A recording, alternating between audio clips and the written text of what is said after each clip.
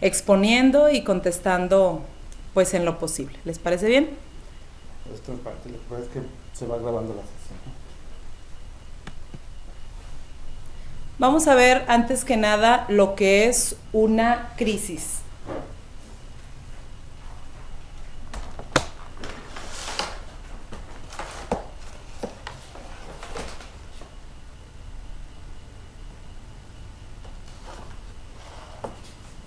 Un estado de crisis es ese momento de trastorno y desorganización tanto emocional, cognitiva y conductual, caracterizado principalmente por una incapacidad de la persona para manejar situaciones particularmente conflictivas, donde debiera utilizar los métodos acostumbrados para la solución de problemas y lograr así un estado de adaptación. ¿Qué es lo que pasa? Miren, les voy a ir platicando un poquito la experiencia. Llevo yo 15 años trabajando para sector salud, en el que, bueno, soy miembro del Colegio de Ciencias Forenses ya desde hace tiempo y he estado trabajando sobre todo con atención a víctimas de violencia. Sí he tenido en mi consulta particular, soy psicoterapeuta, he tenido pacientes que han sido víctimas de violaciones, de asaltos, de víctimas de múltiples delitos, secuestros y extorsiones, etcétera. Y bueno, pues he estado dando diplomados en el Colegio de Ciencias Forenses, donde hemos atendido pues a la Policía Federal, hemos estado dando capacitaciones a distintos estados de la República y bueno, pues ellos nos comparten también algunas de sus anécdotas en su ejercicio profesional con la finalidad de pues saber entrenarlos a hacer una intervención con sus las personas que ellos atienden o con sus compañeros de trabajo y sobre todo pues directamente con víctimas del delito. Realmente, bueno, estas 2 sesiones que vamos a estar trabajando, pues vamos a estar hablando hoy de intervención en crisis, pero también de los primeros auxilios psicológicos, donde yo espero que les sea de utilidad el que ustedes capten que no necesito ser psicólogo para poder hacer una correcta intervención en crisis y que cada quien en nuestro ejercicio profesional, como también en nuestra vida personal, pudiéramos pasar por una situación de crisis. Lo que la definición nos dice es que, bueno, yo les voy a hacer comparaciones muy sencillas. La definición nos está planteando que cuando estamos en un estado de crisis es cuando todo se revuelve en nuestra cabeza, donde no sabemos cómo enfrentar una situación que cotidianamente otra persona en un estado de ánimo natural, tranquilo, sereno o estable, pudiera resolverla fácilmente. Cuando a nosotros nos ha golpeado alguna situación, un shock emocional importante, perdemos la capacidad de solucionar esto revolviéndosenos prácticamente todo, ¿sí? Y bueno, pues vemos que aquí en un estado de crisis, pues va a tener varias características. Vamos a tener lo que es el evento peligroso. Este evento peligroso vamos a identificarlo como un acontecimiento estresante.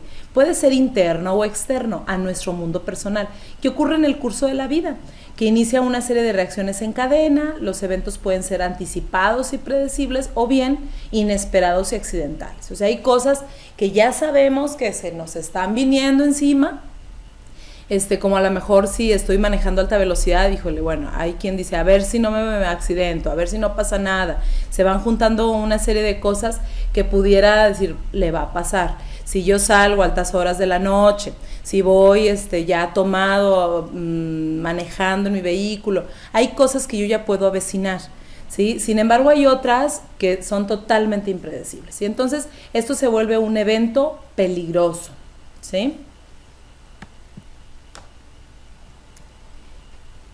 Y bueno, el estado vulnerable es ese tipo de reacción subjetiva ante el evento peligroso. Ahora es cómo reacciono yo.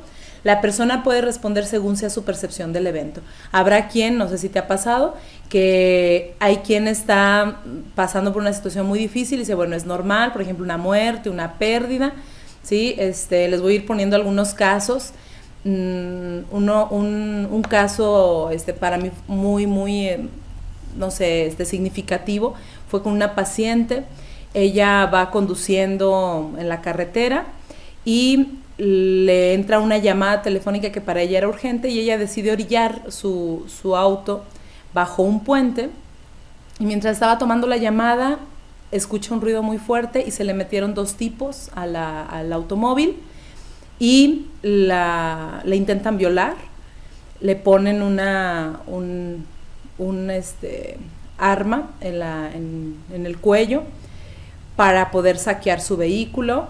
Cuando ya la iban a abusar sexualmente, se escucha un estruendoso ruido en el toldo del vehículo, lo que hace que crean ellos que alguien los había descubierto y salen disparados. Este tipo de eventos lo vamos a ir, este ejemplo lo vamos a ir desmenuzando para ver la intervención en crisis. La paciente era una médico que queda marcada con ese evento, traumatizada, y ella deja de poder deglutir ya cualquier tipo de alimento pues sólido, ya solamente líquidos podía tomar por haber quedado traumatizada con este evento, ¿sí? Y el estado vulnerable, pues ese es el tipo de reacción que ella tuvo ante este evento peligroso. Ella se sintió vulnerable, se sintió ultrajada, se sintió ya desprotegida. Y habrá otras personas que ante un evento parecido puedan decir, ay, pero no, me siento tranquilo, me siento serena, bueno, ya pasó, no pasó a mayores, bendito Dios, y pasan el evento, y entonces ese estado vulnerable lo superan fácilmente y no hace mella. Sin embargo, habrá otros que los va marcando este estado vulnerable y puede desencadenar ahí traumas o alguna situación mucho más riesgosa. El factor precipitante sería ese eslabón entre los eventos causantes de la tensión y el estado vulnerable, convirtiéndolo en un estado peligroso, lo suficientemente poderoso para iniciar la crisis, o bien puede ser un incidente sin importancia aparente. Este factor precipitante puede ser finalmente lo que causa la tensión es que, bueno, llega el novio y dice, no, es que, o llega la policía más bien, llegó esa vez la policía, le dicen a ver qué fue lo que pasó, y no le creen lo que había ocurrido, y este factor precipitante es justamente, ella ya entra en un estado vulnerable, ¿sí? O sea, ya le ocurrió el evento peligroso ya ocurrió, o sea, que fue el asalto, ella se encuentra en un estado vulnerable porque trae la percepción de que fue ultrajada, y el evento precipitante de la crisis o el factor precipitante está cuando no le cree la policía. Dicen, ¿y segura? Pues, ¿qué estaba haciendo? A lo mejor usted lo perdió de otra manera. ¿Cómo es posible que alguien a mitad de carretera se le meta a alguien? O sea, ¿quién puede haber estado pasando en ese momento? Y ese tipo de comentarios a ella le pueden desencadenar una crisis. ¿Me explico? Si hay dudas, me lo comentan. Dice Iván, pero el trauma fue psicológico o trauma de la contusión. No, el trauma psicológico. Finalmente ella no trae tantos golpes. Sí la golpearon un poco, pero más bien fue un trauma psicológico porque ella, veía inminente una violación. A ella le ponen un arma de fuego en el cuello, como diciendo que la van a matar si no permite el abuso sexual.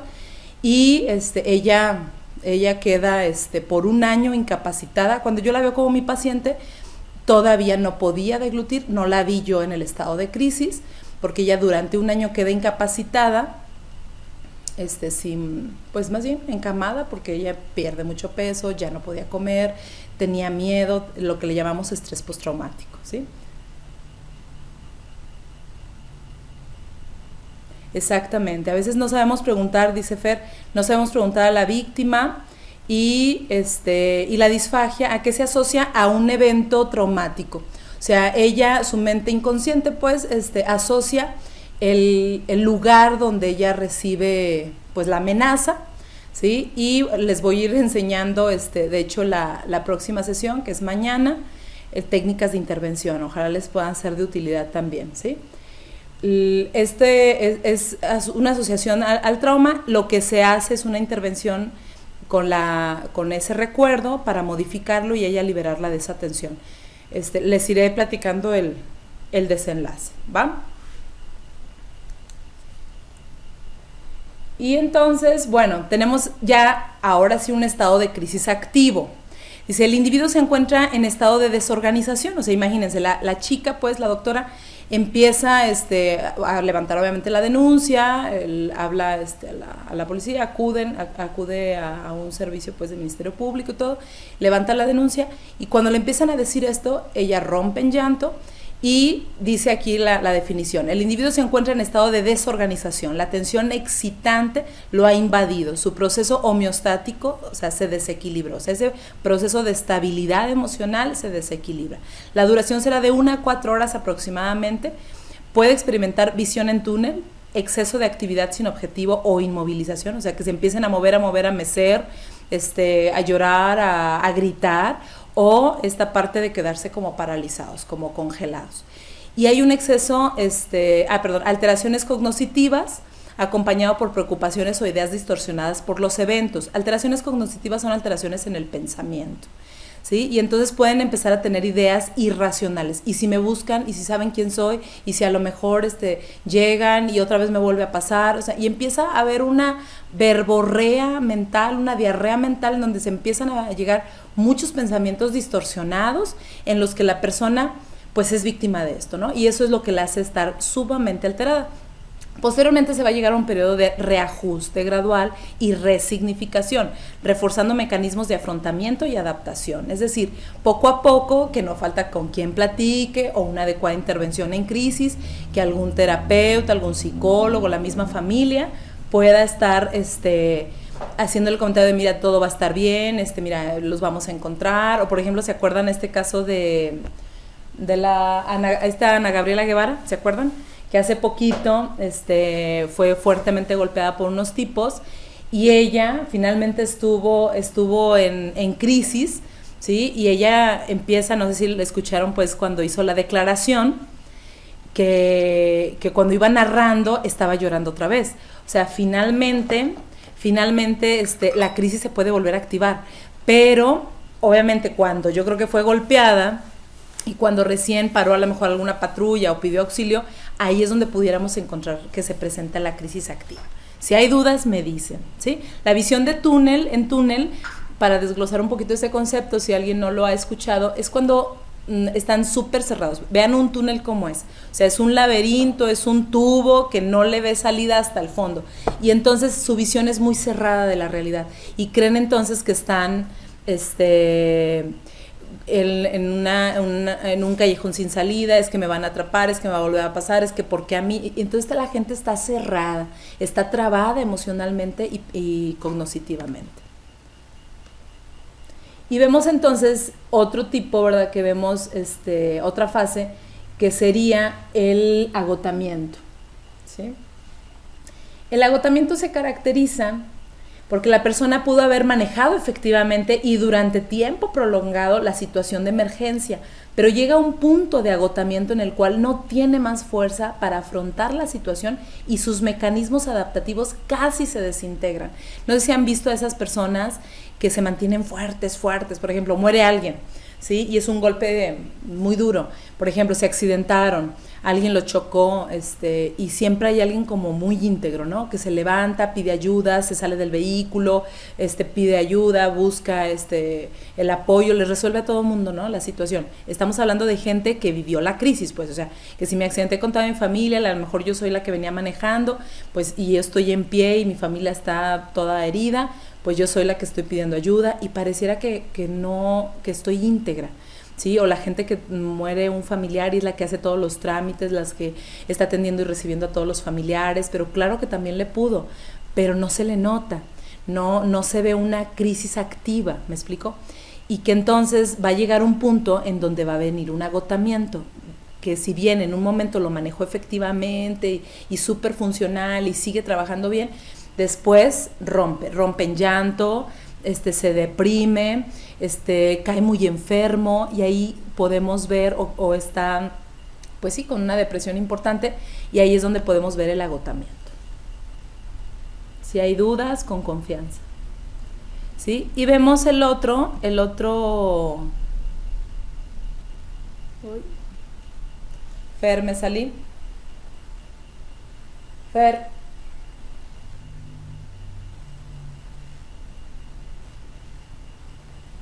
Fer, perdón, es que me salí. Ahí está. Ya, perdón. El choque es un cambio repentino en el entorno de la persona, provoca que las emociones sean liberadas de manera explosiva, lo cual incapacita los mecanismos de enfrentamiento. Como no existe un aviso previo que permita al individuo asumir el impacto, cae en estado de choque emocional. Como les decía yo hace rato, una palabra no bien dicha, la revictimización, por ejemplo, ¿sí? El que le oí, ¿cómo cree que la violó? Era su esposo. Cositas que, híjole, o sea, comentarios inadecuados que hace que la persona choque. O cuando le damos la noticia a alguien, ¿no sabes qué? Tu familiar falleció. No puede ser. Entonces nosotros también tenemos que saber manejar eso. Y yo, por ejemplo, en la consulta, muchas veces me tocó visualizar, pues gente que tuvo un accidente o darle la noticia a alguien que había fallecido. Pues yo les digo siempre, hay que explicar todo lo que antecedió a dar la noticia. Sabes que llegó en muy mal estado, había broncoaspirado, había esto, se les explica como todas las maniobras que se le hace a la persona y sabes que pues finalmente no tuvimos el éxito esperado y falleció tu familiar, ya hasta el último. Pero muchas veces esas palabras son puntos claves donde se desencadena un estado de choque, donde no puede ser y ¡fum! Se desencadena todo, sobre todo sí se desencadena este estado de emociones todas desarticuladas y donde la persona entra en crisis.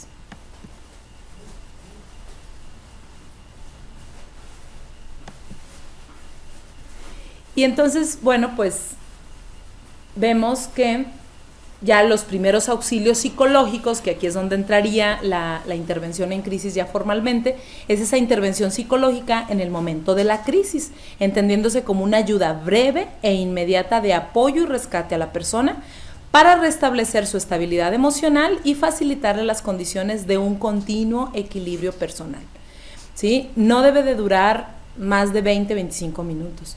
Esa va a ser como la labor que, si a ustedes les interesa, valdría mucho la pena el que se entrenaran en estos temas, porque de verdad sirve para cualquier cosa. O sea, si bien estamos hablando mucho en el contexto de las ciencias forenses, del delito, de varias cosas, finalmente estas son herramientas que hasta para tu vida cotidiana nunca falta quien, hasta tú mismo, o personas muy allegadas a ti pudieran vivir un estado de crisis.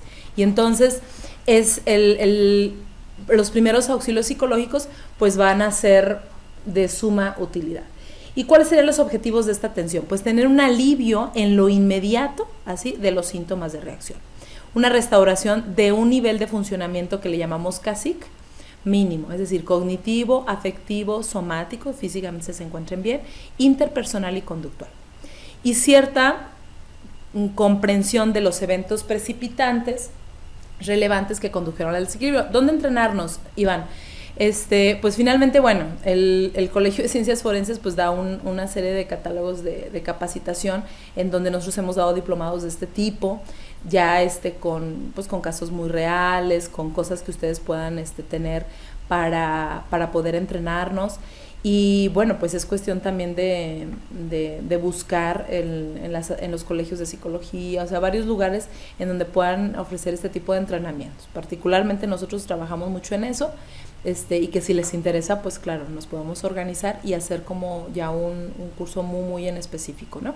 Entonces, el objetivo, pues, de la atención tendrá que restablecer estas áreas para que las ubiquen. ¿Sí? Y sí se puede, o sea, ahorita vamos a ver cómo se haría esta intervención. Tenemos que identificar los recursos de ayuda y rescate que se pueden utilizar, o sea, los recursos de la gente, pues de la persona que está en crisis, personales, familiares, profesionales, de la comunidad, etcétera. Iniciar nuevas formas de percibir, pensar y sentir lo hasta ahora sucedido. Desarrollar habilidades de afrontamiento efectivo, o sea, tenemos ahí que empoderar a la persona para poder primero sacarla de la crisis y de su visión de túnel, que pueda tener un desahogo efectivo de sus emociones, porque imagínense esta chica cuando sufre esto, pues claro que es un susto muy grande, porque aparte que la despojaron de sus cosas, de sus pertenencias, pues ella se vio su integridad en peligro.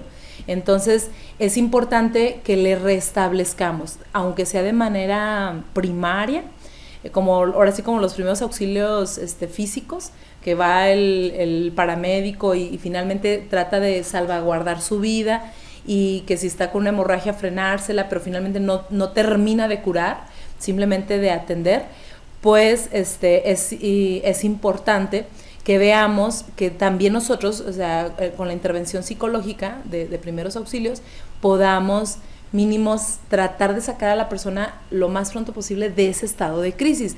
Ya después se tendrá que atender, obviamente, todo el estrés postraumático que eso generó, el secuestro, la violación, el robo, ¿sí? Y hay técnicas muy interesantes que podemos emplear para ello. Y desarrollar pues estas habilidades, ¿sí? 5 componentes básicos que pudiéramos utilizar para hacer nuestra primera intervención. Tenemos que realizar un contacto psicológico, es decir, vamos a trabajar la empatía o la sintonización con los sentimientos y necesidades de una persona durante su crisis. ¿Cuál sería como la tarea que tendríamos que hacer ahí? Es escuchar cómo visualiza la situación y se comunica con nosotros. Escuchen cómo lo vivió, ¿sí? Invitar a la persona a hablar y a escucharse sobre lo sucedido, o sea, los hechos, y dar cuenta de sus reacciones, sentimientos y actitudes ante el acontecimiento, estableciendo lineamientos reflexivos y sentimientos encontrados. Perfecto, muy bien. Muy bien, Fer, por tu aportación. Entonces, es muy importante que ustedes, primero que nada, digo, si estamos tomando estas conferencias, también yo sugiero que se revisen un poquito cómo están en esta parte de la escucha o las habilidades que aquí vamos a ir mencionando. ¿Qué tan efectivo eres tú para empatizar con otros? Empatizar, mucho se dice que es ponernos en los zapatos de los demás. Ahí, bueno, en mi preparación hemos entendido mucho más complejo que eso, es lograr visualizar o saber por qué el otro dice lo que dice y hace lo que hace, como conocer el origen para que logres empatizar. No sé si a ustedes les ha pasado que te topas con esta parte de decir, es que ¿por qué dice eso? Ay, es que no la hagas, o sea, ¿por qué piensa así? No se vale, exagera. Pero si te puedes adentrar un poco en su mundo, en ese instante, podrás entender que si a lo mejor la señora dice, oye, pues yo soy madre de familia, de hecho yo me estrené con una paciente a mi primer semana de entrada al servicio público, con una chica de 14 años que la habían violado, yendo a la tienda de ahí de la esquina de su casa. Vivía ella en un fraccionamiento que estaba rodeado ya por milpas, ya pues a las orillas de la población, de la comunidad, y yendo en la noche, 9 de la noche, por un champú para su mamá, un tipo la jala, la mete a los sembradíos y la viola. Después de eso la chica ya dejó de hablar. Cuando yo la entrevisto, pues ya en la terapia, no la lograba hacer que hablara. Y lo poquito que decía es que ¿por qué a mí me pasó? O sea, yo tan chica, yo apenas estoy empezando a vivir, o sea, y entonces cuando te metes en el contexto de la víctima, por así llamarlo, la persona que ha vivido el hecho violento, delictivo, pues puedes empezar a empatizar. Y entonces escuchar cómo visualiza la situación, qué es lo que la está traumando, qué es lo que le está haciendo vivir la crisis, para nosotros es muy, muy importante. Y entonces, ¿cuáles van a ser los objetivos? Pues que la persona sienta que se le escucha, acepta, entiende y apoya. Disminución en la intensidad de sus ansiedades, reducir el dolor de estar solo durante una crisis. Y recomendación, hablar en un tono firme, respetuoso, respetar hasta donde quiere que intervengamos, diciendo que si algo le incomoda nos lo diga, presentarnos y decirle que queremos ayudarle. Hola, buenas tardes, soy Rita Velasco, soy psicóloga, estoy aquí para ayudarte. Supongamos que tú eres policía. Tú eres abogado, tú pasaste por la carretera y estás viendo el accidente, no sé, que te topes, que estabas en la farmacia y asaltaron y tú entraste y estaban todos en crisis. No sé a qué contexto te vas a enfrentar, pero del decirle, ¿sabes qué? Estoy aquí, soy fulanito de tal, fulanita de tal y quiero ayudarte.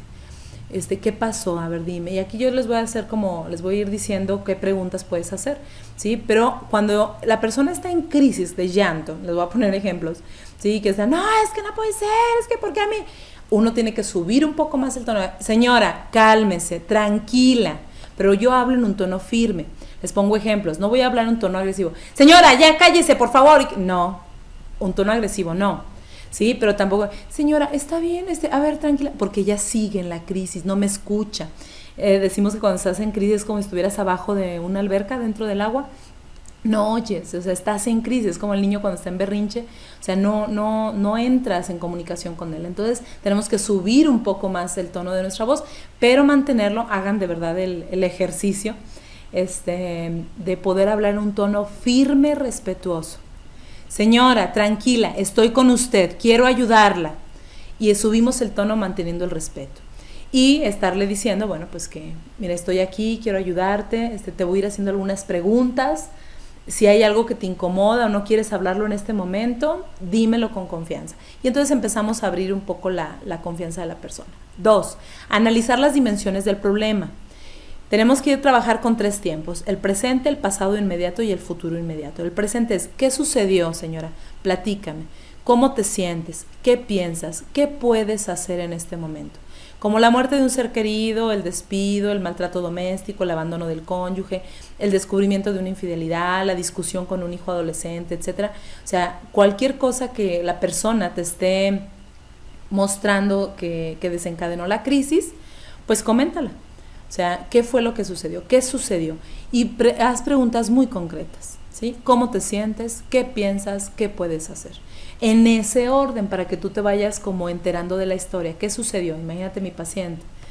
Bueno, pues ya te dice, ¿no? Se metieron unos tipos, iba manejando, entonces te va contando la historia. ¿Y cómo te sientes? Me siento ultrajada, me siento lastimada, me siento frágil, me siento vulnerable. ¿Qué piensas? Pienso que me van a volver a buscar, que me va a volver a pasar, yo ya no voy a poder manejar, yo siento que no, o sea, y te va diciendo los pensamientos que van llegando en esa visión de túnel con los que tú puedas trabajar. ¿Y qué puedes hacer en este momento? No, por resguardarme, yo no quiero salir. Ella pues dejó de comer sólidos durante 1 año, se adelgazó muchísimo, pero también se le vinieron trastornos de salud importantes. Imagínate, ella como médico, para mí fue un caso sorprendente y retador porque ella se pues recetaba, y también con sus colegas médicos, dilatadores de diafragma para poder abrir un poco más el esófago y tragar alimento, pero realmente no lo lograba. O sea, era algo titánico comer un plátano, carne, o sea, no. Entonces, la idea es trabajar y conocer primero la crisis y después ya trabajar de manera más profunda. El pasado inmediato es los acontecimientos que condujeron al estado de crisis, y su indagación implica preguntas como ¿quién?, ¿qué?, ¿dónde?, ¿cuándo?, ¿cómo? ¿Quién te hizo esto? ¿Qué estabas haciendo? ¿Dónde ocurrió? ¿Cuándo pasó? ¿Cómo pasó? Jamás ni por error se te ocurra preguntar el por qué, ¿sí? ¿Y por qué esto? O sea, son preguntas que, bueno, nosotros los terapeutas dicen que si preguntas por qué, te van a contestar porquerías. O sea, no va a ser una información de utilidad. ¿Tú crees que va a decir ella por qué le pasó esto? O sea, ¿por qué te violaron? Pues, o sea, lo que te vaya a explicar o lo que te vaya a decir realmente no será de utilidad y va a ser tal vez hasta muy lastimoso para ella. Y el futuro inmediato dice cuáles son los eventuales riesgos para la persona y prepararse para las soluciones inmediatas. Si aquí me llega una persona por una violación como esta chica, ok, y que, a ver, si tú ahorita te vas a tu casa, ¿qué riesgo crees que corras? No, pues que a lo mejor mi papá me golpee, que no crea lo que me pasó. O sea, tenemos que irle dimensionando. Por ejemplo, la gente que sale por violencia doméstica, que viene muy golpeada, ok, si ahorita tú te vas de aquí, ¿a dónde te irías? ¿Qué riesgos crees que corras? ¿Sí? De tal forma que le ayudemos a visualizar soluciones. Son ya posibles soluciones. Acompañar a la persona en crisis a generar alternativas seguido de otras posibilidades. Una segunda cuestión es la importancia de analizar los obstáculos para la ejecución de un plan en particular. Si dice, no, pues yo ahorita saliendo de aquí, pues tendría que irme a otro lado, yo no puedo irme a mi casa. Pues obviamente ahorita no le vas a plantear que se divorcie del marido, por ejemplo, sino que tendrás que darle soluciones muy a corto plazo, muy en 24 horas que tendrás que hacer para ponerte a salvo, y ver qué obstáculos tiene. No, pues que no lo conozco a nadie, es que nadie me apoya, o sea, y entonces tenemos que articular junto con la víctima qué soluciones, o junto con la persona que está en crisis, qué soluciones o alternativas pudiéramos tener. Sí, te voy a ser sincera, tenemos que tener una mentalidad muy ágil para a lo que nos digan, no, esto no se puede, esto tampoco, tener un abanico de posibilidades para la persona. Y se le pueden hacer algunas preguntas. Las preguntas centradas a futuro, bueno, yo soy maestra en psicoterapia breve sistémica y ahí tengo una especialidad en enfoque en soluciones. Y también tengo una especialidad en lo que es hipnosis clínica ericksoniana. Ahí eso me ha servido de muchísima utilidad para poder plantear enfoques que rescate a la víctima, que puedan rápidamente, a muy corto plazo, y hablamos de horas, tenerla con una realidad, más bien con una visión más real de su problema y como más funcional, pues. Entonces, las preguntas son de suma utilidad, o sea, tú no te la vas a quebrar tanto, sino dicen que hay que hacer preguntas inteligentes. Y entonces algunas son centradas a futuro, que demos por caso que ya resolviste esta situación. ¿Qué te ves haciendo diferente ahora? ¿Cómo lo conseguiste? ¿Qué beneficios le traerá a tu vida el que tú lo resuelvas? ¿Sí? Esto es básico. Alguien que me conteste, porque ya voy a empezar a preguntar, ¿para qué crees que le pueda servir a una persona que está en crisis, que ya te habló del problema, que ya escuchaste la problemática, que hiciste tú una escucha activa, empática, que le hagas este tipo de preguntas?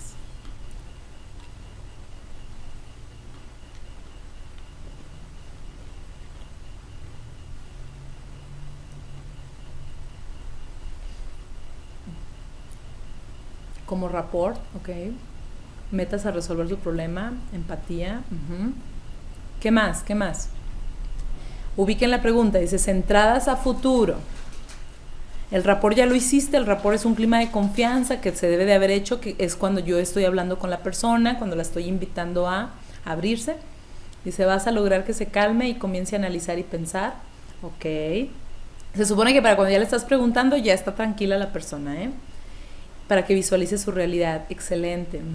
Generalmente de confianza, esperanza en su recuperación. Excelente, Andrea. Fíjense bien, la mente tiene dos características, ¿sí? O sea, la mente no identifica la diferencia entre realidad y fantasía. Ojo, si yo ahorita traigo muchísima hambre y alguien me dice, ay, no se te antojan unos taquitos riquísimos, mira, aquí así es, empieza el cerebro a mandar la orden de salivación, porque no sabes si ya te los estás comiendo o nomás te los estás imaginando.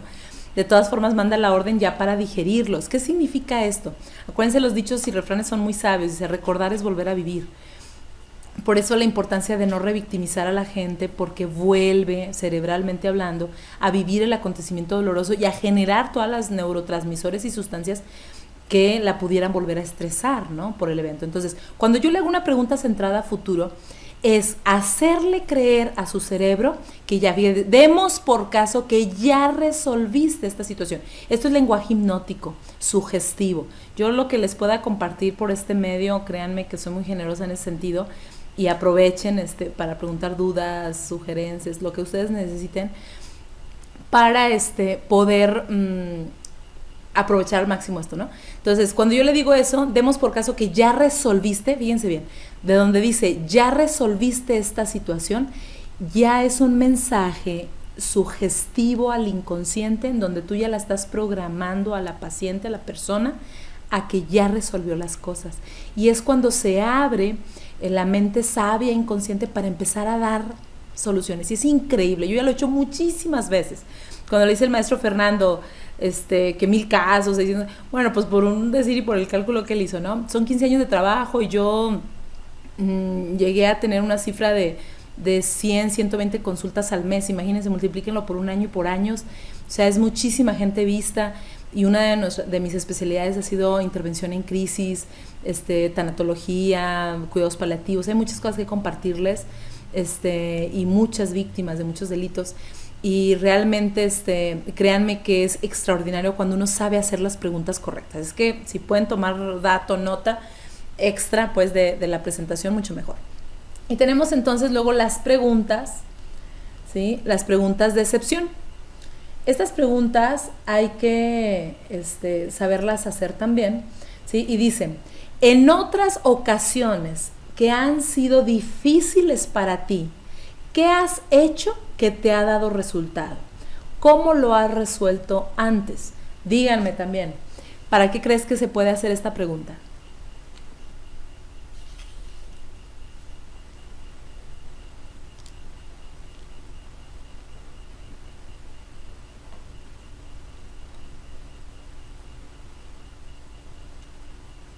¿Cuál será la utilidad?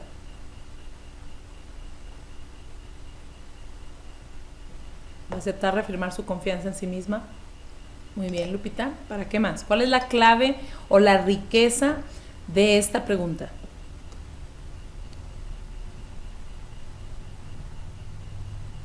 Analícenla bien.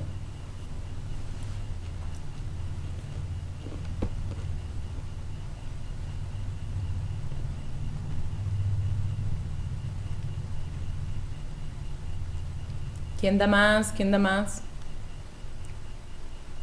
Ahí andan.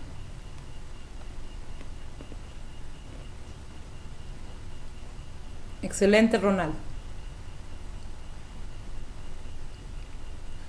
Muy bien, Andrea. Experiencias previas, sus estrategias, muy bien, para ver cómo ha enfrentado sus problemas y ver si necesita más confianza en ella misma. Muy bien, Susi. Ver cómo se puede abordar para buscar una solución o tratamiento. La víctima sepa que existen soluciones. Excelente, chicos. Miren, aquí es esculcar sus propios recursos. Parte de la intervención en crisis es rescatar y desempolvar y en ese rato reactivar. Acuérdense de nuestra primera definición. Es un estado desestructurado, cognitivamente hablando, emocionalmente, en donde todo está revuelto. Es como si alguien se hubiera metido a tu casa y todo lo dejó patas para arriba. Entonces ya no encuentra las cosas donde tú las habías puesto porque ya se robaron algunas, no sabes qué se llevaron, qué no se llevaron, porque todo lo dejaron revuelto. Así está una persona en crisis. Cuando yo le digo, ¿cómo le has hecho otras veces? ¿Sí? Que has pasado por un momento difícil. La gran mayoría, bueno, a excepción de los niños, ¿verdad? Que tendrían a lo mejor menos recursos. Pero, perfecto, Fer, muy bien. Además de igualar es finalmente rescatarle sus recursos, es ver, oye, ¿cómo le has hecho otras veces? Estamos hablando que la gente, en general las personas, vivimos y hemos superado ya para la altura de una edad promedio mínimo de 30, 20 años, 15 años ya, 18 años, alguna situación difícil en nuestra vida. Cambios de escuela, muerte de un familiar, cambios de domicilio, pérdidas de empleo, decepciones amorosas, etcétera, etcétera, etcétera. Y ya hemos superado alguna situación en nuestra vida.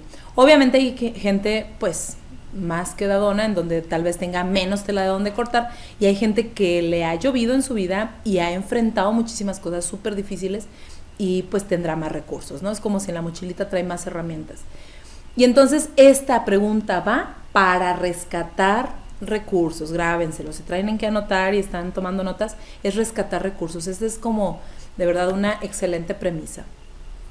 Y luego entonces no habrá mejor solución para el paciente que las propias, las que ellos se otorgan, ¿eh? El cerebro no tiene mejor solución o hace con más obediencia lo que él mismo sugiere. 4, iniciar pasos ya concretos. Entonces vamos a implicar, o sea, ¿qué va a implicar? Implica ayudar a la persona a ejecutar alguna acción concreta. O sea, tu meta en los primeros auxilios psicológicos es que se vaya de ahí, además de sereno, con alguna solución ya. El objetivo es en realidad muy limitado, no es más que dar el mejor paso próximo dada la situación. El interventor tomará una actitud facilitadora o directiva según las circunstancias. O sea, si hay gente muy proactiva, muy así, con iniciativa, pues tú nada más facilitas, excelente, mira, haz esto. Para esto estamos hablando que ya para ese entonces que estás en esta fase ya está tranquila la persona, ¿sí? Y entonces, según las circunstancias, pues tú vas a actuar en la ayuda al paciente para tratar con la crisis. Y con la información anterior, pues preguntar qué de eso es lo mínimo que puede empezar a hacer. Si a lo mejor te dice, pues yo me voy a separar de mi esposo, ok, pero de aquí a que eso suceda, ¿qué es lo mínimo? Lo que ahorita las próximas 24 horas te pueda tener a salvo. La doctora, si yo lo hubiera conocido en ese momento del asalto, ok, y en esas próximas 24 horas, ¿qué podrás hacer para estar a salvo y sentirte más tranquila? ¿Sí? Porque acuérdense que si yo ya hice el interrogatorio, ya me dio más información. Maestra, ¿cómo actuar ante el evento latente de la crisis? Se lo pregunto como paramédico porque siempre salimos golpeados. Ok, ahorita les doy así tal cual esa alternativa. Ronald dice, ¿esta parte podría estar al nivel de resiliencia? Sí, la resiliencia es esa capacidad que tenemos de resistir la adversidad. Entonces habrá gente que de por sí es resiliente, pero otra no. O sea, otra que tuvo el padre alcohólico y todo el contexto dramático y se dejó envolver por él y está hundido en la crisis, ¿no? O en la tragedia. Pero hay gente que aunque vivió eso, supera, ¿no? Y sale adelante. Y Navarro, si estamos pues en ese momento en donde la persona está ya en llanto, ya lo dije hace rato, que a lo mejor quiere golpear todo, obviamente se sujeta fuerte, pero acuérdate, ustedes tienen también sus protocolos de intervención en donde le dices, soy fulanita de tal, soy fulanito de tal, soy paramédico, estoy aquí para ayudarte, tranquila, y súbele el tono de voz. Y acuérdate, el tono firme, respetuoso, tranquila, respira. Y aquí la respiración es una de las técnicas de intervención más baratas contra la ansiedad que desencadena una crisis, técnicas de respiración profunda. Respire. Inhale, sostenga el aire y saque. Al principio las personas están, bueno, yo soy muy ejemplificadora, ¿no? Pero, o sea, la gente te habla, es que yo me siento mal, es que no puede ser. Y si yo le pongo mute, o sea, le pongo silenciador a la voz, la gente está respirando muy entrecortadamente. ¿Sí? Y la gente finalmente no está dejando que se oxigene el cerebro y pueda entrar en una calma que le permita articular el pensamiento. Entonces, por eso no fluyen las ideas, por eso la visión de túnel, por eso el pensamiento distorsionado. Entonces, la respiración profunda básica. O sea, a ver, tranquilízate, estoy aquí, vengo a ayudarte. Sobre todo si ustedes se topan con accidentes o no sé, en qué situaciones más comunes te topes este tipo de cosas, pero es sujetarlos y decir, a ver, tranquila, estoy aquí para ayudarte. Obviamente, si ustedes a veces pueden ayudar hasta de algún medicamento que los cede un poquito, pues mucho mejor, ¿no? Porque la gente a veces está, no sé, me ha tocado atender, por ejemplo, de los casos más fuertes, que, bueno, a mí me ha tocado muchas cosas difíciles, pero un chico, un muchachito de 12 años que llegó a su casa y vio colgado a su papá, ¿no? En una escalera. Y realmente el chico pues quedó así, pues en crisis y él, para que vea, tuvo una crisis inmovilizadora. O sea, el chavo ya no hablaba, o sea, no lo sacaba. Pero te puedes topar que tú llegas a la escena de un suicidio o algo y la gente está en total crisis, queriendo golpear, patear. Es decir, te entiendo, o sea, o puedo decir, o sea, bueno, yo a veces les he dicho, no entiendo por lo que estás pasando, pero sé que es difícil, ¿sí? Y es muy difícil para ti, yo lo sé. Entonces, déjame ayudarte, a ver, respira, aléjalo un poquito de la escena difícil, ¿sí? Y sé muy paciente, pero muy firme. Yo creo que es algo que te puede ayudar, ¿va? Continuamos. Si hay preguntas, díganme, yo ahí con un ojo al gato y otro al garabato.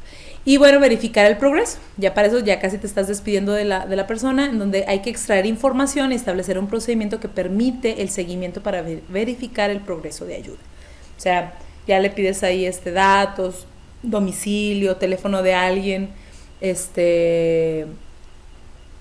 y pueda hacer que... ahorita te comento eso, Navarro, ¿qué se hace cuando una persona se muere en ese instante? ¿Sí?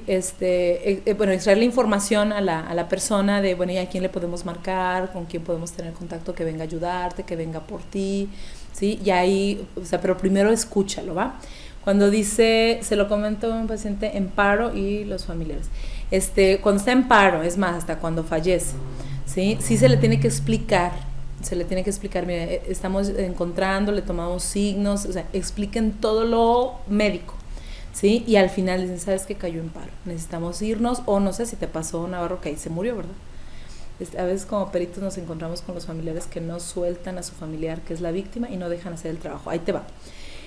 Ignoro si tengas que retirarlos de inmediato. Yo en el hospital me pasaba muy seguido que fallecía alguien y si estuvieron ahí los familiares no los soltaban y no dejaban a las enfermeras amortajarlos. Entonces yo empecé a indagar y le digo a la enfermera, oye, ¿cuánto tiempo puedes darles a la familia para que puedas amortajarlos sin que se ponga tieso, pues, sin que ya no puedas maniobrar? O pues 20 minutos, 25 minutos, perfecto.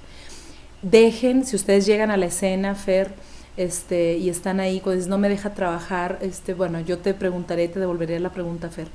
Si tú estuvieras en los zapatos de ellos, ¿qué querrías? ¿Dejar trabajar a los forenses, a la gente, o despedirte de tu familiar? Tenemos que empezar a tener habilidades de afrontamiento de crisis, donde es importante decirle, señora, igual otra vez, me presento, soy médico forense, soy no sé quién, vengo a hacer este trabajo, necesito llevarme el cuerpo, pero quiero dejarles unos minutos con él o con ella. despídase señora, sé que lo va a volver a ver ahorita en el velorio, va a tener otro momento para estar más con su familiar, tómese unos minutos, entendemos su dolor. O sea, palabras claves que te ayuden a empatizar, porque por eso la gente está en crisis. La crisis, además de que están teniendo el enfrentamiento de la muerte, de la pérdida, también es que te lo vas a llevar, o sea, ya no lo voy a ver, o sea, y a mí me sirvió muchísimo en el hospital sensibilizar al personal de que dejaran ver a su familiar.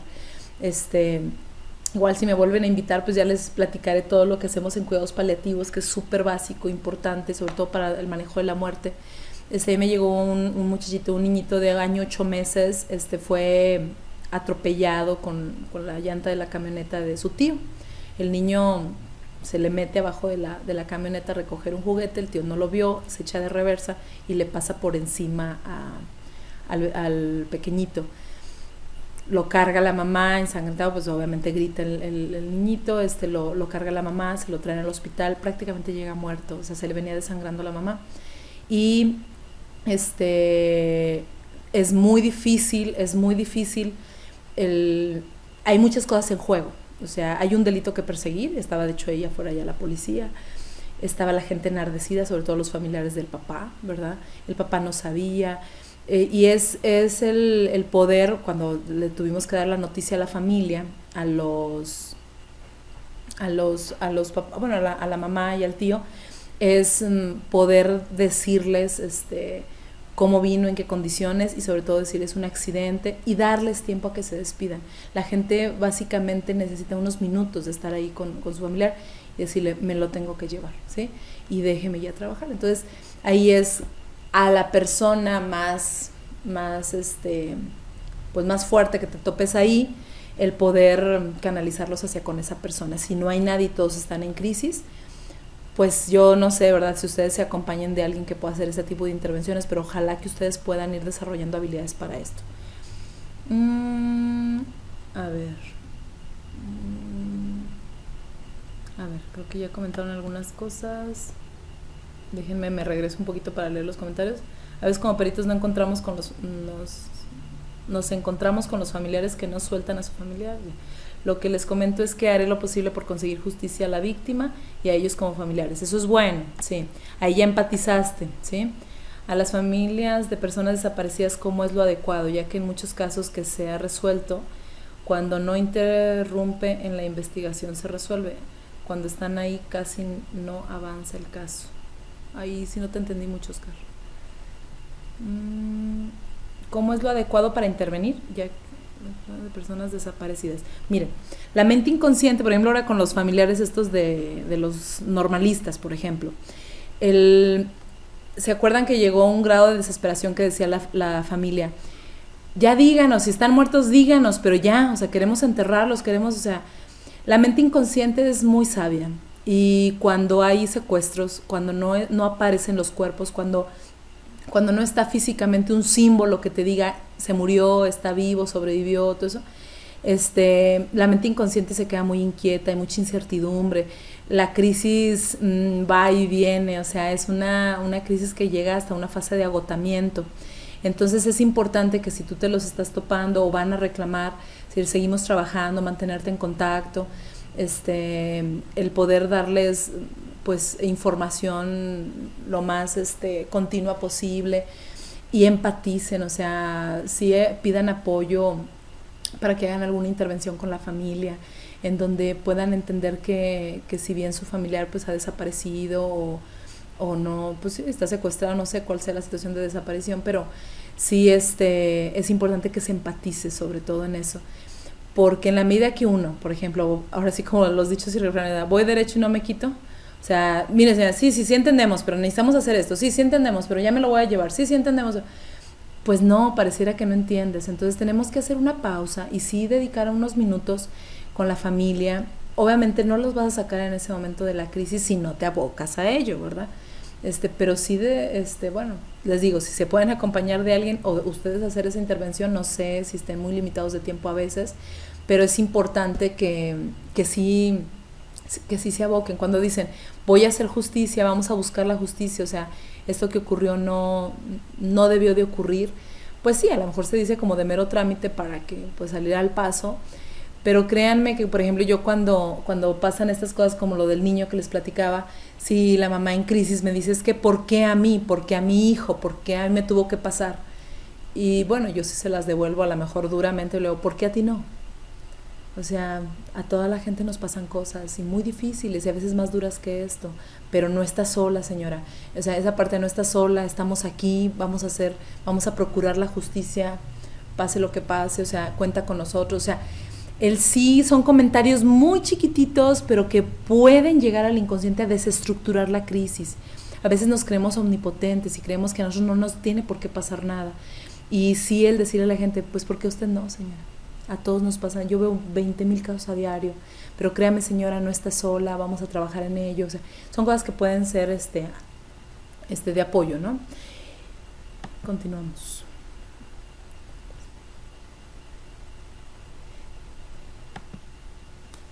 Y entonces, bueno, ¿qué sí hacer y qué no hacer? Ya son las recomendaciones finales. ¿Qué sí hacer? Pues contactar, ¿verdad? Dice contactar y sí hay que escuchar de manera cuidadosa y reflejar sentimientos y la naturaleza de los hechos. Una técnica muy rápida para empatizar es que si me dice, es que esto es lo peor que me ha pasado en la vida, tú repítesela, señora, entonces si entendí bien, esto es lo peor que le ha pasado a usted. Sí, y con eso, en automático la gente siente que estás empatizando. El cerebro es curioso, tiene sus recovecos, y cuando nosotros hacemos un espejo, o sea, espejeamos al paciente, a la persona pues que estamos atendiendo, y le hacemos el repetir pues la misma información, sí siente que me estás entendiendo, que me estás escuchando. Sí comunicar aceptación, no contar tu propia historia, no valdría la pena que en ese momento de crisis, fíjese que a mí también se me murió un hijo y esto, no, porque ni además de que no te escuchan, le robas como su momento, su tiempo de que se desahogue, ¿va? Y te puedes también tú enganchar con la situación. No ignorar sentimientos o hechos y no juzgar, regañar o tomar partido. Imagínense en esta situación donde finalmente el tío, que era primo de la señora, los dos están envueltos en esta escena.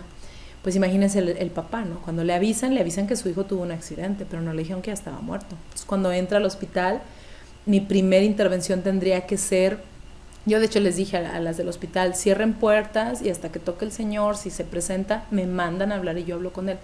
Cuando yo les decía yo hablo con él, ya lo teníamos adentro, sabe por qué puerta se coló, y ¿dónde está mi hijo? Y quiero ver a mi hijo. Le dije, permíteme. A ver, pásale, necesito decirte unas cosas. Y entonces ahí yo le dije, ¿sabes qué? Tu hijo estaba haciendo esto, pasó esto, sufrió un accidente, fue un accidente que también te pudo haber pasado a ti. O sea, entonces empieza como a indagar y te pido, de verdad, de la manera más posible, que no regañes a tu esposa, que no la juzgues, que te unas a ella. El dolor es el mismo. ¿Sí? Y eso, bueno, yo ya les eché la mano ahí para el duelo y para 20,000 cosas que se avecinaban como una demanda. Al señor lo tuvimos que sacar escoltado al tío, o sea, son cosas bien complicadas que ya estaba ahí la policía, pues tuvieron que otorgar el perdón. Bueno, se le necesitaba otorgar el perdón para que no lo encarcelaran, o sea, vienen cosas, o sea, sí hay situaciones a veces muy complicadas, pero en la medida que tú sepas exactamente cuál es tu objetivo y que logres vislumbrar tú como interventor los peligros a los que se puede exponer la víctima y adelantarte a ellos, pues yo creo que eres de mucha utilidad. 2, dimensionar el problema. Sí hay que plantear preguntas abiertas. ¿Te sientes mal, verdad? Pues nomás te va a decir sí o no, ¿verdad? No, o sea, ¿cómo te sientes?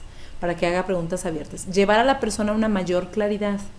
Yo les digo a mis pacientes que en la primera sesión si hacemos una sesión bien hecha, es el 50% de avance del tratamiento. O sea, si llegan todos revueltos, que casi como siempre te los vas a hallar, la idea es de que ahí se vayan con una situación más clara, donde los saques de la posición de víctima, o sea, de por qué nada más a mí, no. Es un acontecimiento de la vida está rodeada de acontecimientos y que pues son lecciones que la vida nos está dando para aprender cosas, pues, que nos puedan ayudar a crecer como personas. Sí evaluar la mortalidad, o sea, qué riesgo de muerte tiene la persona, no depender de preguntas de sí o no permitir abstracciones continuas. Abstracciones continuas es que diga, pues sí, ya ve, porque pues ya ve cómo es mi esposo, ya ve cómo se las gasta, o sea, y pues eso tú no lo sabes qué significa. Es decir, a ver, ¿a qué te refieres? O sea, no permitan abstracciones de la persona. No detectar las señales de peligro, o sea, no lo dejes ir, o sea, siempre pregunta a qué riesgos te enfrentas ahorita que salgas. No dar la razón del problema, ¿sí? O sea, ¿y por qué esto? ¿Y a causa de qué? O sea, no. Posibles soluciones, sí alentar la lluvia de ideas, a ver qué más, como ahorita yo se los pregunté a ustedes, ¿y qué más? A ver, ¿qué más? Y entonces se nos sigue ocurriendo, el cerebro es súper bondadoso y tú le dices, ¿y qué más? ¿Y qué otra cosa? Y además, de hecho esa es una técnica, ¿sí? Morels, ¿sí? O sea, ¿qué más? ¿Qué más? ¿Qué más? Trabajar de manera directa por bloques, o sea, lo que estuvimos haciendo, primero como indagar toda la situación, conocerla, estabilizarla y llevarla a las soluciones. No dejar sí establecer prioridades, o sea, es que me quiero divorciar, sí, pero ahorita qué es lo más prioritario, ahorita qué es lo que te pondría a salvo. No permitir la visión de pasar por un túnel, sí, o sea, que se sienta así como sola, desprotegida, no señora, sé que esto es un momento muy difícil y el cerebro es muy listo. Manda mecanismos de defensa, la negación es una de ellas. Entonces cuando no puede ser, revíselo, a lo mejor no está muerto, mire, hágale más. Esto, ustedes no se peleen con eso, es decir, sí señora, ya lo hicimos, indagamos. Por eso les digo que primero expliquen, Navarro. Primero explica, lo encontramos con tanto de pulsación, esto, mira, una pulsación normal es esto, y finalmente nos estamos dando cuenta que no se escucha su corazón, o sea, al último dices que falleció. Pero sí es importante porque la gente pues se cierra, ¿no? Porque es como si nos fueran a bañar con un balde enorme de agua fría y el cerebro nos lo hace pasar por embudo, a cuentagotas.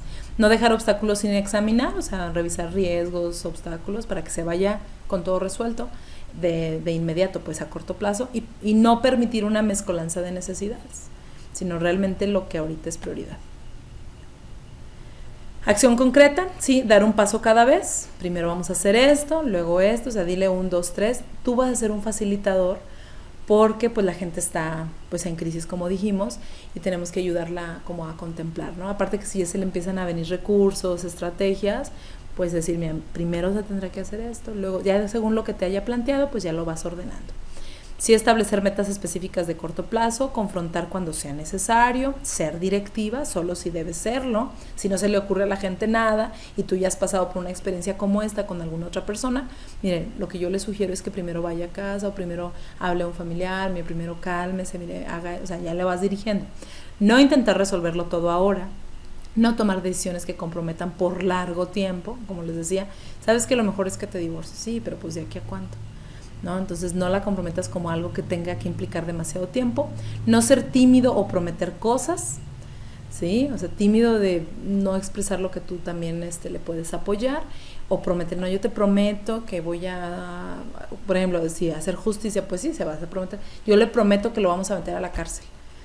Pues quién sabe, eso no depende de ti, ¿no? Yo le prometo que se va a levantar la denuncia, le daremos seguimiento, o sea, cosas como muy reales que sí las vas a cumplir. ¿Sí? Estar en comunicación con usted y hasta las últimas consecuencias, ¿ya? O sea, finalmente lo que tú sí puedas lograr. No retraerse de tomar decisiones cuando parezca necesario, o sea, si es necesario dirigirla en algo, pues hazlo, o dirigirlo en algo.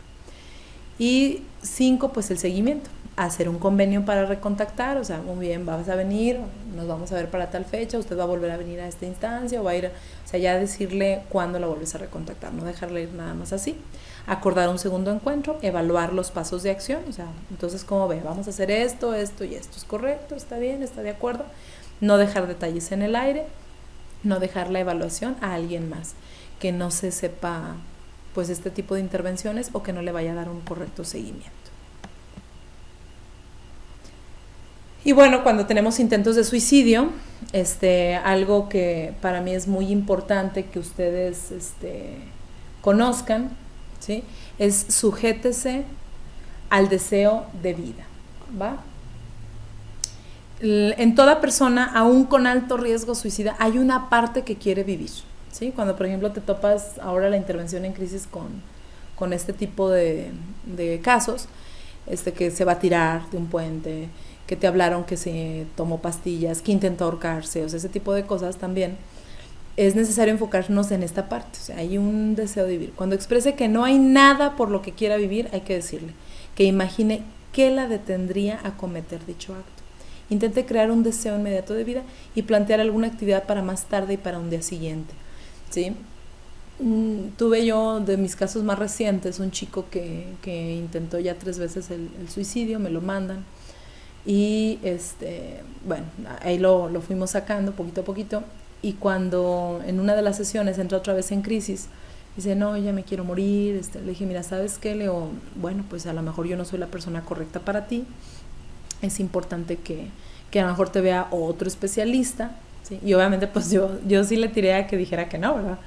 Le digo, ¿sabes qué? Yo creo que no es pues sí, el lugar para ti. Siento que a lo mejor estás en mucho riesgo. Si yo te dejo así nada más, puedo canalizarte con alguien mucho más preparado que yo, porque él ya había venido bateado por otra psicóloga que se le puso a él en crisis y como muy agresivo, muy negativo, y de plano hasta lo corrió el consultorio. Entonces cuando llega conmigo le dije, mira, a mí no me asusta que te pongas así, sé que es natural, sé que es normal, como normalizar las cosas.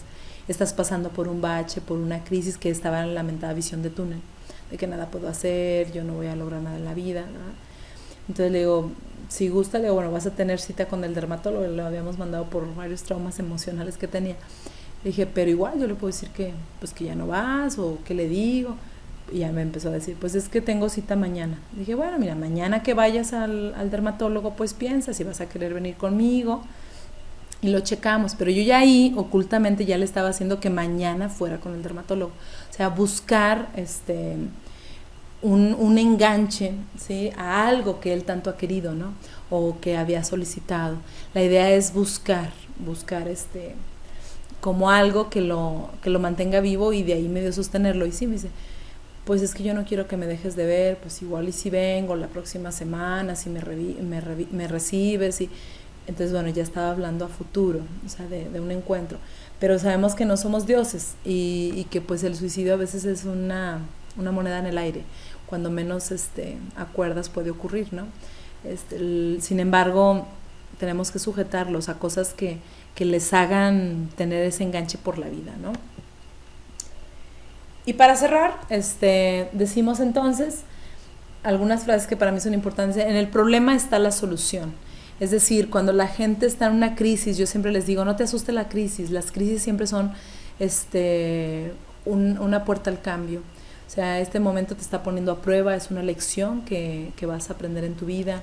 El que tu hijo haya desaparecido, el que, por ejemplo, la doctora, bueno, se le hizo una técnica de hipnosis, se le regresó al momento. Simplemente la hipnosis no le tengan miedo. La hipnosis es un ejercicio de concentración profunda. Sí, olvídense eso que de las vidas pasadas y todo ese rollo. No. La hipnosis es un ejercicio de concentración profunda. Sí, es un estado alterado de conciencia, porque la gente entra en un estado de relajación, en donde baja sus defensas y empieza a visualizar y a concentrarse en lo que lo pongas a trabajar. Entonces, cuando yo la regreso a ese momento, le digo, a ver, vamos a visualizar cuando estabas en el carro, y empiezo a distorsionarle todo el recuerdo, a que ella lo enfrente, por ejemplo, que ella se defienda en la imaginación, para darles el final de ese caso, que ella los convierta en piedra, que los destruya, que ella saque su ira ahí imaginariamente. Ella logra darle una solución en su mente. Y acuérdense lo que les dije del cerebro. El cerebro no identifica o no diferencia entre realidad y fantasía. Entonces, si yo lo pongo a imaginar una cosa y la paciente o la persona lo cree verdaderamente, o hace bien hecho el ejercicio, se modifica y se distorsiona el recuerdo para bien. Entonces, de verdad, mágicamente pareciera, digo, y no es mágico, es finalmente ciencia, el saber qué botones apretar para que ella modificara su recuerdo. Ella empieza a deglutir y empieza, en las próximas horas y en los días siguientes empieza a comer, porque se le da la orden al inconsciente de que ya estás curado, o sea, estás bien, tú vas a seguir adelante, tú lograste sobrevivir a esto. Era la parte que a ella le hacía falta. Y bueno, pues a las pruebas me remito, ¿verdad? O sea, finalmente ella como médico estaba súper sorprendida, porque además de haber tomado tanto medicamento para abrir su esófago y todo, pues pues no fue necesario. O sea, no fue necesario ya ningún medicamento, ya pudo comer perfectamente, ya mejoró mucho su salud.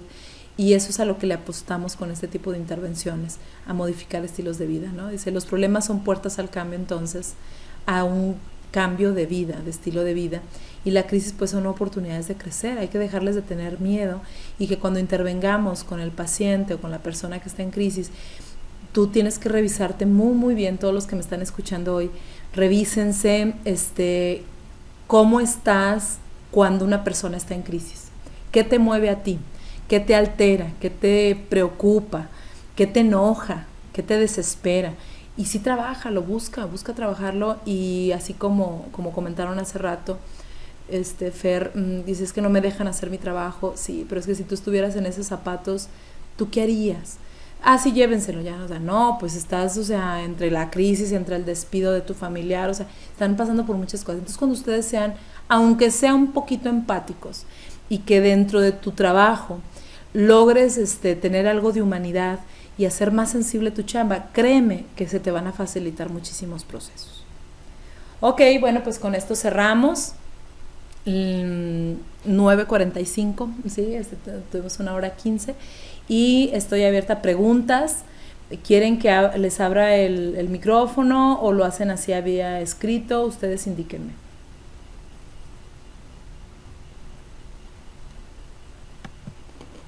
Fer, pues tú. Ahorita le cerré el micrófono. ¿Qué te dijeron? A ver, vamos. ¿Algún libro que recomiendes sobre este tema? Virgen Santísima, siempre me agarran por aquí.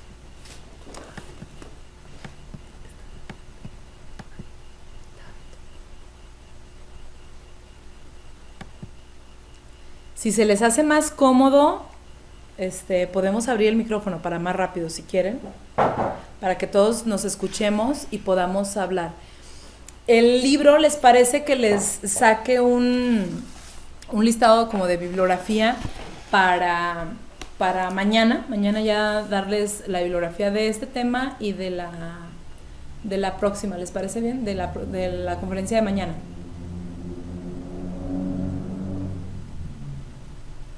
Pero hay uno tal cual así que se llama Primeros Auxilios Psicológicos.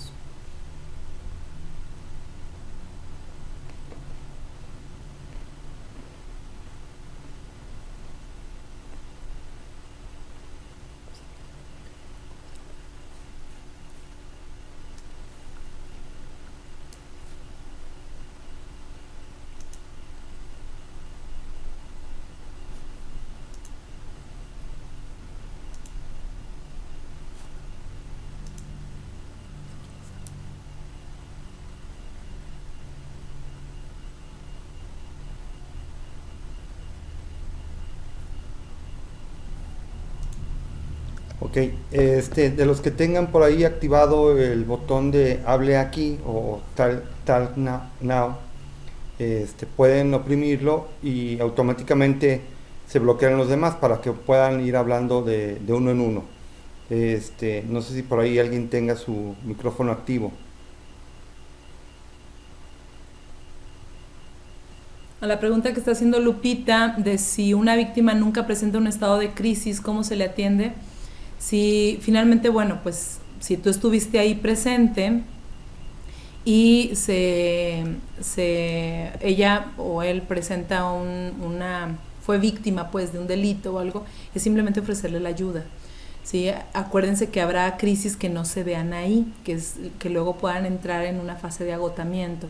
Y sí decirle, mire, yo sé que este evento ha sido de impacto, ha sido difícil, pero estamos abiertos a sus órdenes, puede acudir a tal lado, esto, para poder tener abierta siempre la puerta para esa persona. O tener a la mano, no sé, por ejemplo, los teléfonos de emergencia, o sea, darles tips para que puedan acercarse y la persona a lo mejor, acuérdense que en ese rato no pueda mostrar ninguna señal de crisis y después se le presenta cuando ya nadie la ve. Entonces, si saben ellos a dónde acudir, pues siempre podrán acudir. Algo que nos pueda comentar referente a casos con niños en crisis. Bueno, pues a mí de las crisis que me ha tocado enfrentar, por ejemplo, fue esta del niño que encontró a su padre colgado, el muchachito. y realmente, bueno, hay una técnica. Mañana vamos a hablar de técnicas de intervención en atención a víctimas del delito. No se lo pierdan, de verdad hagan el esfuerzo por estar ahí. Les voy a hablar como de mi modelo, de mi enfoque, que para mí es muy práctico, muy de utilidad. Sí, ahí con los niños tenemos que trabajar lo que se llama externalización del síntoma, es decir, sacar de ellos lo que a veces en palabras no pueden decir, entonces a través de un dibujo, o hay una técnica que se llama el rayado de las emociones, donde yo les digo, por ejemplo, les digo, mira, yo tengo trucos de magia, y le digo, y yo puedo enseñarte un truco de magia para sacar el miedo, el enojo, el berrinche, la flojera, la pipí, la popó, o sea, porque hay niños pues que ya no controlan su interés por una situación de crisis, por divorcio de los padres, por X o Y, o muerte de un familiar. Primer cosa es que entendamos que el niño, al igual que cualquier persona de adulto, piensa, siente, ve, escucha. Y si lo alejamos de las situaciones y lo aislamos, el niño está más desprotegido. Por ejemplo, cuando muere un familiar, que no vaya al velorio, que no vea esto, que no vea el otro. Júntenlo y que con todos llore, vea, se despida. Entonces, el primer cosa es hablarle honestamente. El segundo es que le demos esa importancia y ese valor que tiene una criatura, porque a veces los minimizamos. No entiende. No, al cabo no entiende. Claro, hay que hablar de edades, ¿verdad? O sea, a lo mejor 3, 2 años, pues no, a lo mejor no va a asimilar lo que un niño de 6, 7, ¿verdad? Pero sí darle su lugar. Y haciendo rituales de distintos tipos, uno de ellos puede ser este que les digo del rayado. Ellos en una hoja empiezan a rayar y yo les digo, a ver, ¿qué quieres decirle al cochino berrinche? Hablar ya en forma externa al problema, en vez de decir, niño berrinchudo, niño chillón, no, el condenado berrinche sangrón, la flojera apestosa, X. Eso ya de entrada es liberador para cualquier niño que está en crisis, que está pasando por una situación muy difícil. Y vamos a unirnos. Y las redes de apoyo con los niños es estar, por ejemplo, nos juntamos en una hoja de papel, empezamos a rayar, ¿sí? Y ya cuando rayan ellos, les digo, yo voy a rayar junto contigo, ¿eh? Entonces todos agarramos una pluma y entre todos, así con las manos de todos sostenemos una pluma, empezamos a rayar, a hacer círculos como si estuviéramos, luego vamos a empezar a enredar al miedo berrinchudo. ¿Y qué le vas a decir? Entonces yo, por ejemplo, siempre hago el ejercicio primero, digo que se salga de aquí, que nos deje en paz, que se vaya ese miedo. Niños que han vivido abusos sexuales, cosas que los han lastimado, o sea, empezamos a sacar ese miedo berrinchudo, esa flojera temerosa, o sea, vamos a sacarlas, vete de aquí, déjame en paz. Y luego ya lo dice el niño, lo dice la mamá, lo dice el papá, lo dicen los hermanos, o sea, ¿qué le dicen al síntoma? Y es una de las maneras en las que empieza a liberarse el niño. Luego ya que rayaron toda la hoja, entre todos la sostenemos, la arrancamos, la doblamos, la arrugamos, la pisamos, la metemos en una bolsa, la asfixiamos y la tiramos a un contenedor fuera de la casa. Todos son mensajes simbólicos para la mente inconsciente que le hacen saber al niño que está ya fuera de él. Y esto es bien liberador. Yo se los dejo por una semana todos los días. Y bueno, hay otras técnicas de reparación de daño que podemos ir platicándolas, ¿no? Mañana yo hablaré de algunas técnicas, ¿no? Dice Fer, lo que he observado en algunos casos de secuestro en los que he asistido, he encontrado que las personas que no están en crisis normalmente son personas que de alguna forma están en complicidad, y las personas también pueden fingir una crisis de ese tipo. Sí, también podemos toparnos estas cosas, pero bueno, yo creo que es muy complicado estar siempre viendo moros con tranchete, ¿verdad? De que a lo mejor esta no está llorando porque está en complicidad. Pero también yo sé que ustedes se enfrentan a situaciones muy complejas en las que están ustedes deshebrando y desmembrando todo un delito. Entonces, ustedes tienen que desconfiar, ¿verdad?, de lo que observan para determinar quiénes están implicados. Entonces, bueno, ante una cosa como estas, nada más es como siempre tener las dos caras de la moneda. O sea, puede ser que no esté en crisis o porque esté implicado o porque esté sosteniendo la crisis. Nomás, o sea, es como una información extra que tú puedes agregar a tu experiencia. ¿Alguien más? O no sé si se resuelva un poquito la duda o si se apoya el comentario. ¿Qué sabe de una terapia que se utiliza, parece, en un país europeo en donde víctimas de violación les ha funcionado el tomar terapia grupal en donde cuentan cómo sucedió la violación? Miren, Las terapias grupales, o los grupos, bueno, una cosa es terapia grupal, otros son grupos de autoayuda. Los grupos de autoayuda se supone que son lugares en donde viertes ahí tu experiencia y aprendes de la del otro, ¿no? Es una técnica. Yo ahí les voy a ser muy sincera. Yo cuando veo a un paciente, solamente una vez me cuenta lo sucedido. Solamente una vez, para yo entender y sobre eso manipular, ya sea recuerdos, resignificar el hecho, o sea, ya. Pero no permito que esté hablando cada sesión o estén escuchando todo el tiempo, porque ¿qué creen? ¿Qué creen que pueda pasar? A ver, contesten. Ya según lo que aprendieron ahorita en la sesión.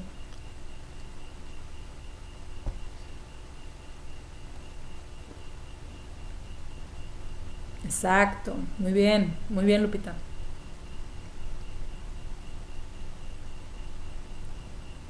Exacto, lo reoptimizas, muy bien, Fer. ¿Qué dijimos del cerebro?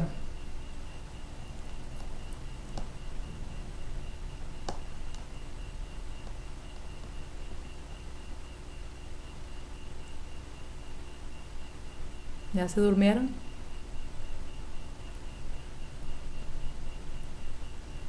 Acuérdense lo que digo, no distingue la verdad de la fantasía. Excelente, Lupito, usted está con todo. Exacto, entonces, si estamos, según el artículo, ¿les funcionaba la terapia? Sí, sí funciona en el sentido de que puedan desahogarse. La idea es cómo cierren esas sesiones, eso es muy importante. Que si tú hablaste de tu violación y tú también eso, pero si en ese rato, que yo espero que sí, ¿verdad? Obviamente, espero, porque luego a veces hay trabajos no muy bien hechos, que cuando tú ya escuché cómo te violaron a ti, luego también a ti, luego también a ti, corremos dos riesgos, ¿verdad?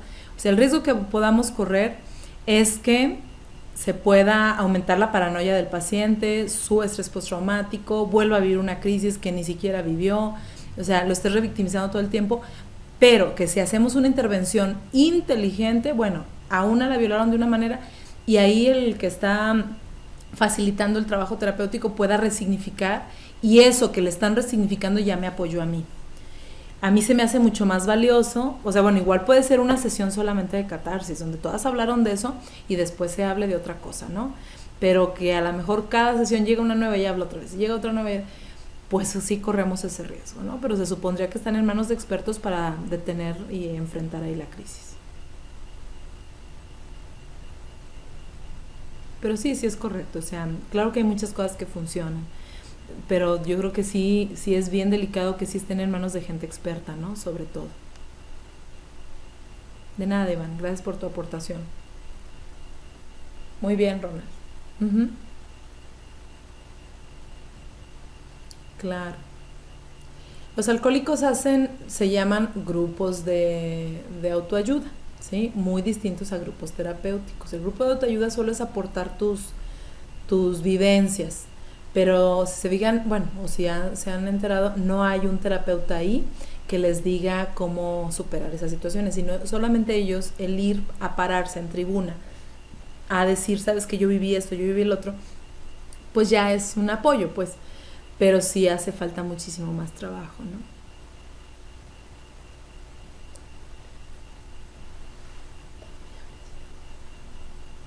¿Alguien más?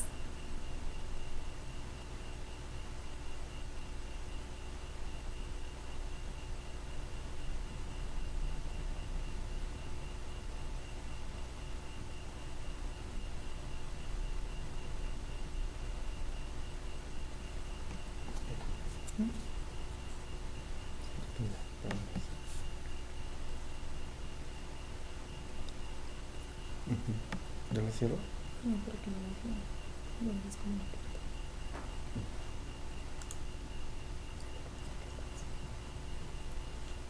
Bueno, muy bien. Si no hay más preguntas, no sé si haya más dudas. Nos veríamos el día de mañana. No sé qué les pareció. Esto es la primera parte. El día de mañana van a tener lo que la maestra Rita les comentaba, el tema de atención a víctimas, que van muy de la mano. Creo que son técnicas que, como bien lo decía ella al inicio, no necesariamente tienen que ser psicólogos para llevarlas a cabo.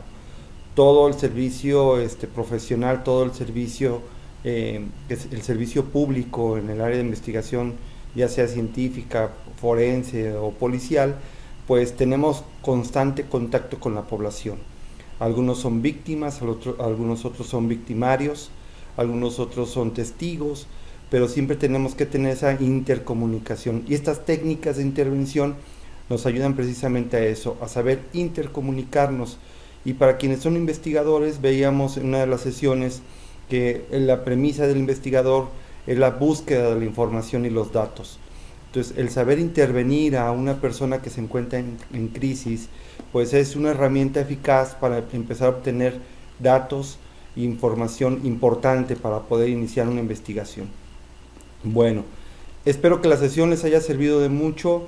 Despedimos a la maestra Rita. El día de mañana la tendremos. Recuerden que la sesión será a las 17:30 horas, Ciudad de México. Y espero que tengan buena noche y el día de mañana por aquí nos estaremos viendo. La sesión del día de hoy, ya saben que las sesiones son grabadas y para el día lunes ya estarán en la plataforma EDOM. Por su atención, gracias.